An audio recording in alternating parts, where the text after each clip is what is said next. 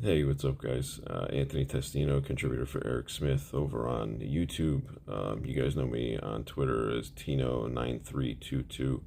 What I have for you today is 2025 Josh Uche tape. I watched all 244 defensive snaps. The majority, 142 of them were pass rushes, which is why we brought him in and why he's a Dolphin, because that's what he does. That's what he does best. So what I have for you, is some tape. I'm not going to go into it specifically and break it down slowly.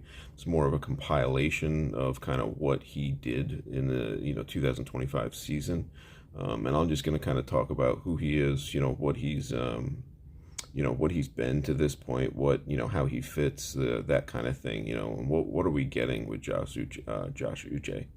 And then you guys can decide for yourselves. I will admit that this is a guy I am excited about. So yeah, like I said, let's get into it. All right, thanks for checking it out, guys. Hope you guys enjoy. All right, guys. So Josh Uche, drafted in the second round in the 2020 draft by New England out of Michigan. He is going to turn 28 years old in September this year, so he'll basically play the entire next season at 28. He's 6'1", 240 pounds. Played last year with Philly. In Philly, played 9 games, 244 snaps, 142 were pass rush snaps. Finished with 1 sack, 21 hurries, 15 tackles, and 2 tackles for loss. Now, his best season came in 2022 with New England. He had 285 pass rush snaps, finished with 12 sacks, 41 hurries, and 2 forced fumbles. So, obviously, a big drop off there, and he really has not had a year even remotely close to that 12 sack year in 22. But I think what people need to understand about that was that he was playing opposite Matthew Judon. And this is like Judon, finishing with like double digit sacks, going to the Pro Bowl every year and being like, dominant. This is why I got paid Matthew Judon. So, he's getting the slide protections, he's getting the help, the chips, and all that kind of stuff. And that's leaving Uche, one on one. And he's a problem for a lot of tackles, man. It shows up on tape. It's very obvious that this is a dude that is very athletic, very explosive. He is all kinds of twitched up, wants to win with speed, and he can get you outside and dip the shoulder. He can knife in between, two players inside, and get skinny through there. Like he's stronger and a little more powerful than you would probably think. He's got 33 and 5/8 inch arms, and those show up on tape. Like he definitely gets to tackles, before they get to him, as far as like with the hands, and it allows him to win in another way. He can go speed to power. And again, that's when if he does that, then he gets the hands on, the tackle first, and he can knock tackles back pretty good, like into the backfield. And, that's, doing a good job of collapsing the pocket, from the edge. I think I was pleasantly surprised in his run defense. Over the course of the last 2 years, they are his highest graded years as far as a run defender.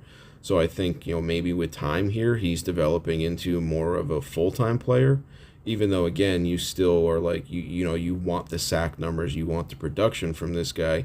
I think he's kind of showing that he's a little bit more than just a, third down and long speed rusher. That's it. I think that would be doing him a disservice to call him that. Even though, I think like, that's kind of what he's been to this point. But I think if you watch the tape again, you'll kind of come away surprised. Like there's not a whole lot of like bad losses in the run game. In fact, he did a pretty good job of kind of setting the edge, and most of the reps that I saw. Made a couple plays in the backfield. He took on some blockers. In like a split zone action. I was pleasantly surprised. So I mean, I kind of hope that that's what Miami's getting more of. Because right now they're kind of in the market for more of a full-time player than they are just a situational pass rusher.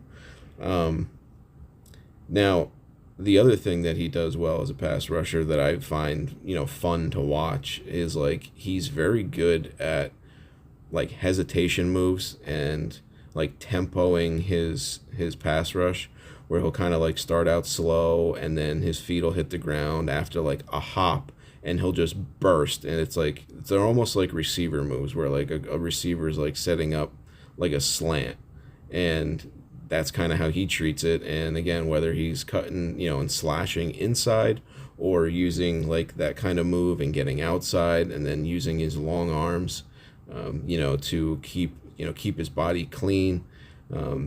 It's again, he's definitely not just a one trick pony. So I like him. I like him, man. I'm very intrigued by kind of what he can be, this year. Now, I think his best work comes from when he is like pass rusher number 2 and doesn't have all the attention on him.